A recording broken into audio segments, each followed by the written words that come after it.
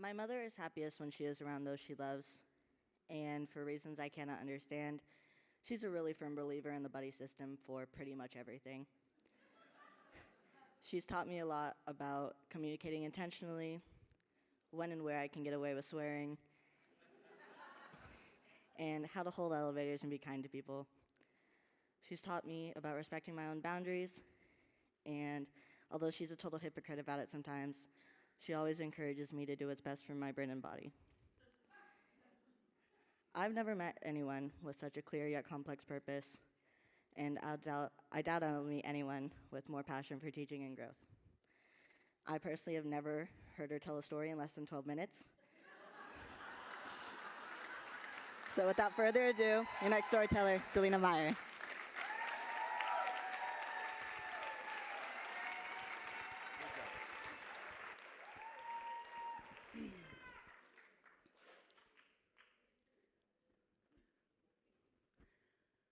I'm not a stranger to the dark. Hide away, they say, 'cause we don't want your broken parts. I've learned to be ashamed of all my scars. Run away, they say, no one will love you as you are. But there's a really big but at the end of that phrase. Because it's not the end of the story. The next line is, I won't let them break us down to dust, because I know that there's a place for us, for we are glorious. We're glorious even in our most clumsy, messy, ill-timed humor, swearing in meetings, Kathy Deschner, don't talk. We're able to find passion. We're able to create purpose. And all of those things, the hope of those things happens because we find our people. Passion and purpose are found and formed in relationships. And the thing about relationships is that's where we find pain and rejection and shame, all for being a messy human. Relationships are the emotional landscape where everything happens, where we learn how to see ourselves, how to believe ourselves or not. And when our struggles, our failings, our traumas, our inability to not interrupt because we relate so strongly to somebody's story, Oliver, you already talked, never mind. When those things overwhelm our ability to know what our choices should be, or to see who we're capable of being, that's where the problem starts, right? That's where the messiness comes out. And that's been a pretty strong narrative of my whole life. Last January, after several months of enormous pain and turmoil, after losing a father that wasn't a father and reuniting with family that I have always desperately longed for, after business changes that I was ill-equipped for, got a human development degree, not a business degree.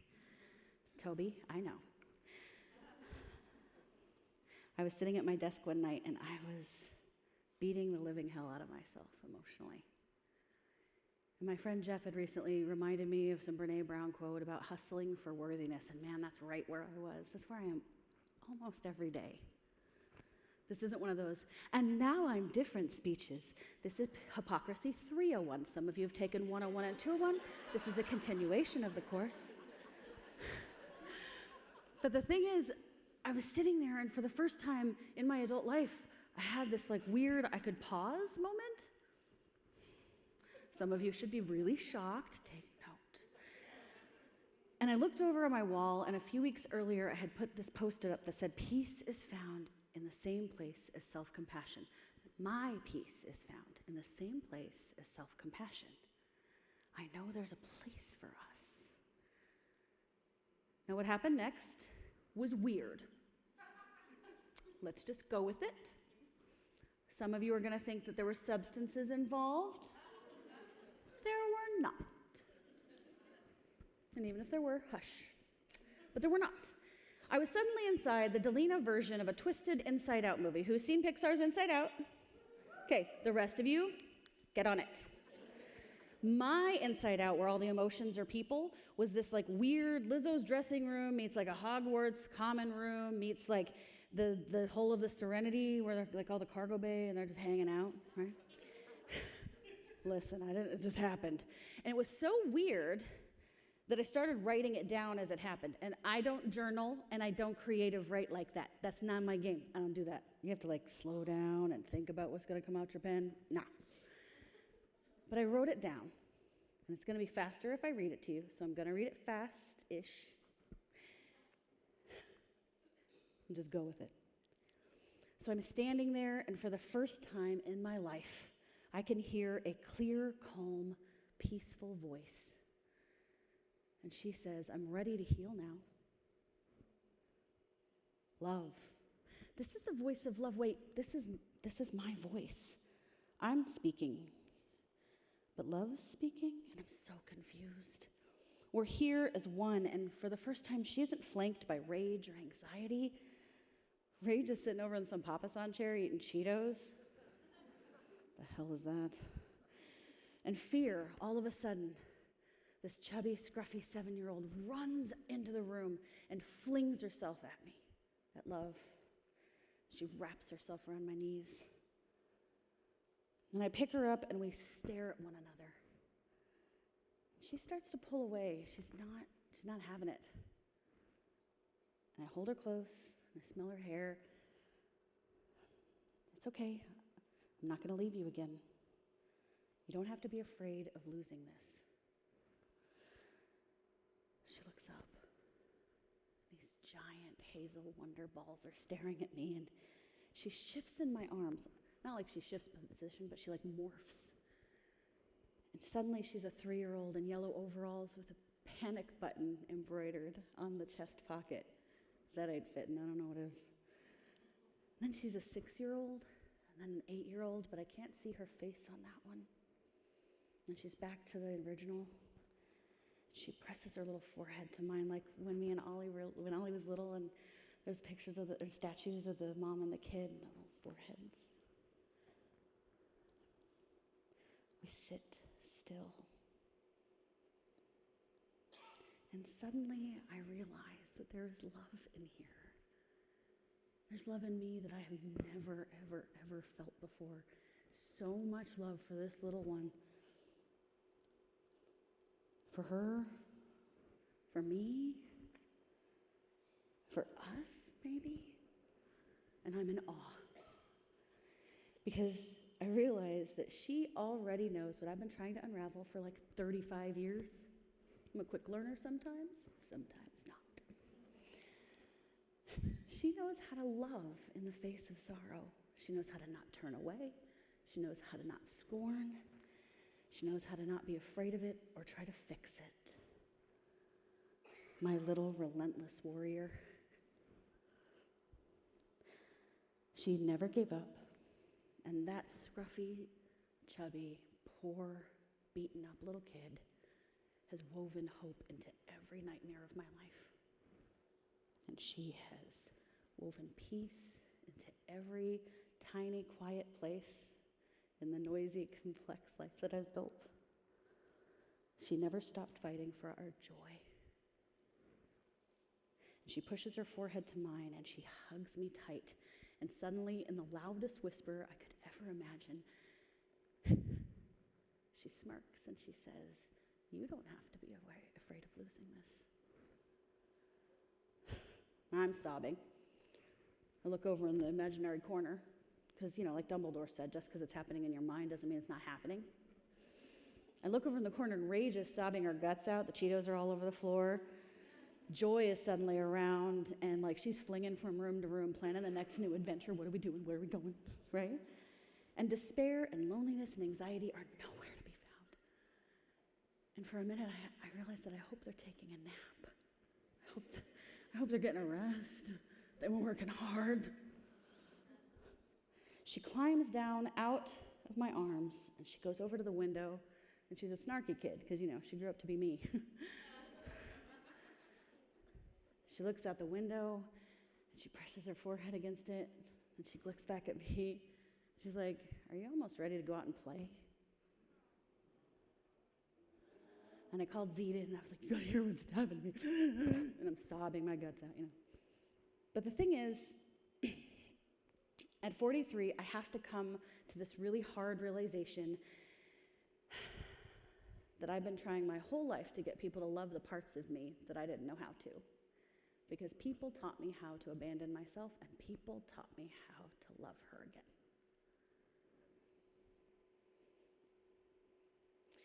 Ten years ago, when I was finishing college, one of my favorite professors was irritated with me, and she said, "Your trauma walks into the room before your intelligence does, Delena."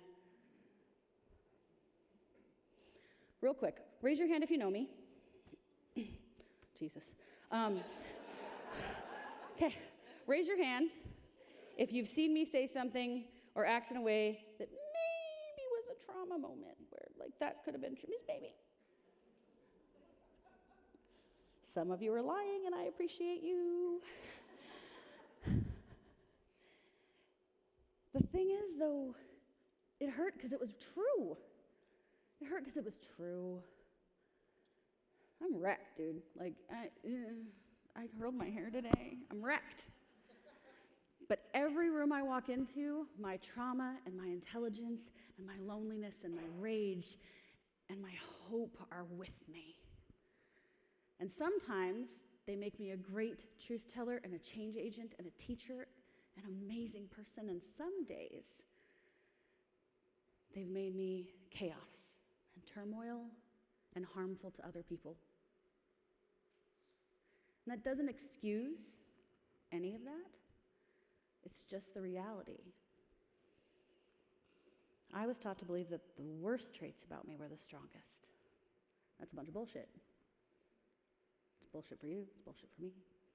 And if we could only see how messy people or messy moments affect us and make us feel uncomfortable, then we're a whole lot less likely to allow, not for inappropriate behavior, but allow for people to grow, allow for people to see their own humanity. Adele reminds us that we can't wait for people to approve. We have to just be there. And the song goes something, I'm not Adele, like this. It says, "To be loved and loved at the highest count means to lose all the things I can't live without. Let it be known that I will choose to lose. It's a sacrifice, but I can't live a lie. Let it be known, let it be known that I tried." 43 years of trying to get people to love the parts of me that I didn't know how to love. Passion and purpose are found and formed in relationships, and so is our resilience. So is everything we need to grow and heal. But we don't do that in a vacuum. We do it in that relational landscape. And what I finally figured out is the bravest thing I can do is love that little girl. The bravest thing I can do, the most subversive thing we can do, didn't Audre Lorde talk about that? Is unapologetically know that mess isn't the whole story. And at some point, I wonder if we can look around at one another and with, the squishy open heart thing. But for some of us, maybe it's just a little more patience, a little more grace for ourselves and each other. It's going to cost us something, right? Loving one another that way, it's going to cost us something. It's going to force us to sit face to face and forehead to forehead with the messiest, most scared, tender, raw parts of ourselves and say in a really loud whisper, "You don't have to be afraid of losing this. If you know it, sing it with me. When the sharpest words want to cut me down, I'm gonna send a flood, gonna drown 'em out. I am brave, I am bruised, I am who I'm meant to be. This is me. Look out, 'cause here I come, and I'm marching on to the beat I drum. I'm not scared to be seen, I make no apologies. This is me.